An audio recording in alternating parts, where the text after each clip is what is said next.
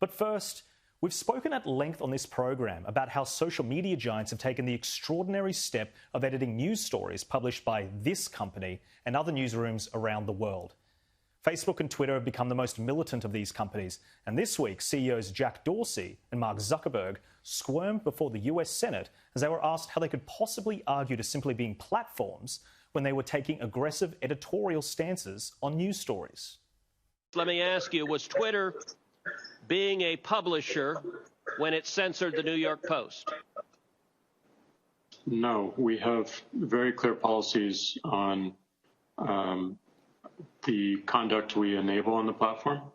And if there's a violation, we take an enforcement action, and people choose to commit to those policies and to those terms of service. Now, both company bosses descended into Orwellian doublespeak when they were asked whether they were publishers, and both of them refused this title. So why does this distinction matter? Why are they so terrified to be classified as publishers? In America, Section 230 of the Communications Decency Act gives tech oligarchs sweeping legal protections from the content published on their websites. Now, if you at home decided to start a Facebook page or group, you may be legally liable for what is said inside that group by yourself or in some cases by others. But Mark Zuckerberg, he bears no responsibility, for he claims his company is not a publisher, simply a facilitator of the free exchange of ideas. Zuckerberg can even make money off the users engaged by your page or group using their metadata to sell ads in extremely targeted ways. These tech publishers also know that if they were classified as publishers, they would have to pay licensing fees to news organizations for all of the editorial content users post on their websites. But Facebook and Twitter cannot have it both ways. In the case of Twitter, it has taken extreme editorial stances on news stories to the degree where journalists cannot even report the truth anymore without their fact-checkers blocking or censoring the information, particularly on the topic of voter fraud. Jack Dorsey even had the gall to suggest he does not know whether voter fraud exists, and when we all know it does. The dispute happening in America right now centres around whether there is enough voter fraud to sway the election. In all likelihood, there will not be enough voter fraud confirmed to change the results of the election, but it is a bald-faced lie to suggest that voter fraud is some kind of far-right conspiracy theory. Does voter fraud exist? I don't know for certain. Are you an expert in voter fraud? No, I'm not. Well, why then is Twitter right now putting purported warnings on virtually any statement about voter fraud? We're simply linking to a broader conversation so that people have more information. No, you're not. You put up a page that says, quote, voter fraud of any kind is exceedingly rare in the United States. That's not linking to a broader conversation. That's taking a disputed policy position, and you're a publisher when you're doing that. You're entitled to take a policy position, but you don't get to pretend you're not a publisher and get a special benefit under Section 230 as a result. Well, Jack Dorsey is clearly the least competent of the three tech overlords. At least Mark Zuckerberg presents his arguments clearly. But over at Facebook, there is still a contradiction between public claims a company is a platform and private threats it sends to news organizations which report in a manner they don't like. The company has hired fact-checkers who threaten to disadvantage this company in Facebook's algorithms until a headline was changed. The fact-checkers didn't like a story discussing possible origins of COVID-19, so they buried it without any information to support their claims. When they do this, there is no recourse. You either edit your content or suffer the algorithmic damage. Now, if Facebook is a news publisher, then it would be entitled to take editorial stances on issues.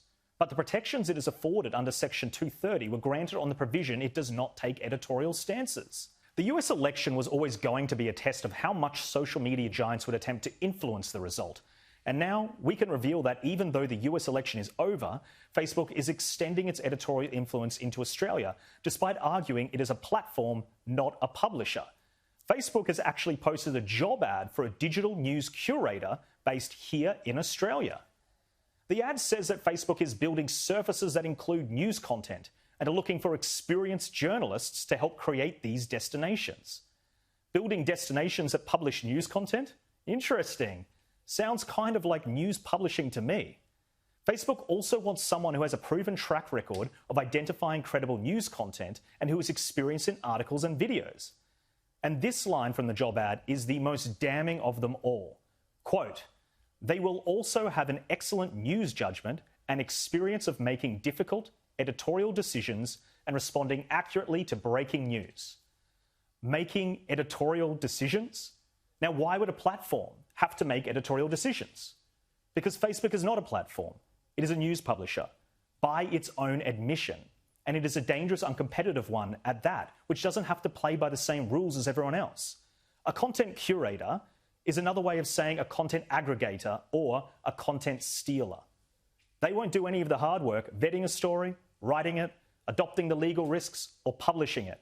They will simply curate it into a news feed which draws users to their platform so they can drain them of their metadata and monetize.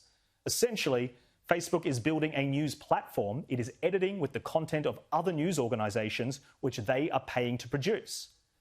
Now, you would think left-leaning journalists in Australia would be outraged at what's happening, but because Facebook only censors conservative viewpoints, the ever-watchful media is simply silent. Now, I'm joined tonight by broadcaster Kel Richards, columnist at The Australian and Spectator Rebecca Weisner, and the master of all things media, Chris Kenny. How are you, everyone? Good to be with you again, Jack. And nice to be with the master, Jack. Well, Kel, why don't we start with you? What do you think about the role that social media giants are playing in curating news content and controlling that flow of information? Look, you and I have talked about this, Chris and I have talked about this. They are obviously publishers. Now, why are they so terrified of being classified as publishers? Here's one of the reasons. I think if ever they became designated publishers, we would suddenly wake up to the fact that they are massive publishers. They are the biggest publishers in the world. Imagine a single television network, a single channel that had the global reach and the monopoly power of Google. We would be terrified. We'd say, hang on, we shouldn't let one publisher have this, or a newspaper, one newspaper that had the global reach and the global dominance and monopoly powers of Google. We'd say, hang on, it's terrifying that one publisher has this much power. That will be exposed if they're ever classified as a publisher. And I think that's one of the things they're terrified of. Definitely. And Chris, I just want to read you a quote from Rupert Murdoch at the AGM last night, who's put it into a picture of how News Corp appears to be by itself in this fight against tech giants. People on the left, they don't really seem to be helping. He says, "Our battle against the big tech platforms, for years a solitary struggle, has helped to lead scrutiny of their monopolistic and algorithmic abuses. The fate of a free press hangs in the balance." This is quite a serious situation, but there's a deafening silence from everybody on the left. Well, this is the trouble, Jack. What this exposes is just how dominated by the liberal left or the progressive side of politics the media is. Most of the media is left. And the reason that they don't challenge these practices and these absolutely censorious behaviour, the cancel culture of the digital giants, is because it all favours their side of politics. It's very short-sighted because in the end there's going to be such a shortage of diversity in the media, such a shortage of ideological diversity in public debate that they'll realise that they should have spoken up sooner. But they allow Twitter and Facebook to get away with this stuff because they are so biased, as you so clearly pointed out in your editorial. Classic little example of this just in the last 24 hours. I found out last night that I was trending on Twitter, and that was because I had been condemning and mocking the South Australian government's overreaction in locking down their whole state for 6 days. So Twitter, of course, foul abuse of me, lies, defamation of me because I dared to say this. Well, today, guess what? The facts are revealed. The South Australian government's admitted that it was tricked into this and it's now pulling back its overreaction, So absolutely has exploded in their face. But because you dare to question things the left love, you get absolutely slaughtered on Twitter, and these people pretend that they're then trying to stand up for the truth. They only protect the reputation or the facts when they support a left-wing cause or a left-wing person. Their platforms are just open slather for anybody on the right or supporting a right-of-centre argument. Exactly, and most issues are quite complex. Most issues are not simply black or white. And Rebecca, it appears if you go against the orthodoxy of what is the most commonly accepted view, that you get battered down by these tech giants. And that's a very silly way to debate ideas, isn't it?